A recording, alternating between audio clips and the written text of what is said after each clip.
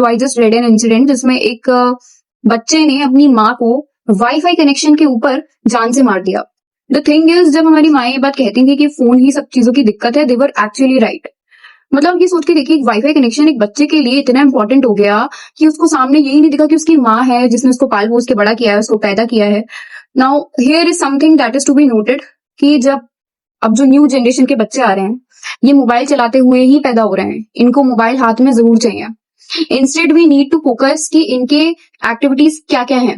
बचपन में जब पहले कहाँ एक्टिविटी हुआ करते थे, खेलना है कूदना है, अब बस एक मोबाइल पकड़ा देते हैं ताकि बच्चा शांत हो जाए, परेशान नहीं करे। I just want to say to all the new moms out there कि अपने बच्चे को प्रैक्टिकल ट्रेनिंग दीजिए, रियल लाइफ ट्रेनिंग दीजिए, उसको बेसिक उसको चीजें सिखाइए। लाइफ एक्टिविटीज की कुछ बेसिक बहुत सी चीजें होती हैं, ये सिखाना कि भाई देख ये एम्ब्रॉयडरी है, ये खेल कूद ऐसे है, या फिर खाना देख मैं ऐसे पका रही हूँ। उसको रियल लाइफ एक्टिविटीज जरूर सिखाइए। उसका ध्यान फोन से हटाकर प्लीज कहीं और कर दो, क्योंकि यू डोंट नो बच्चे की जो मेंटल हेल्थ है वो इतनी गंदी हो जाती है ये मोबाइल से। इस बच्चे ने यही नहीं सोचा कि इसकी माँ है, वाईफाई कनेक्शन के पीछे मार डाला अपनी माँ को।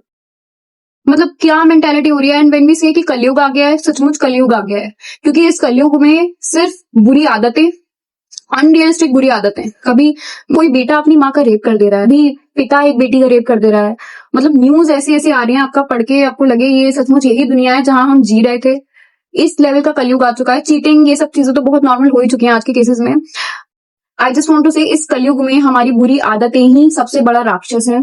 बुरी आदतें चाहे फिर वो हमारी लेजीनेस की हो, सोने की आदत जो लगी पड़ी है, लेजीनेस की आदत जो है, फोन लगातार चलाने की आदत जो है, गैम्बलिंग की आदत, बहुत गंदी आदतें जो भी हमें लग रही हैं।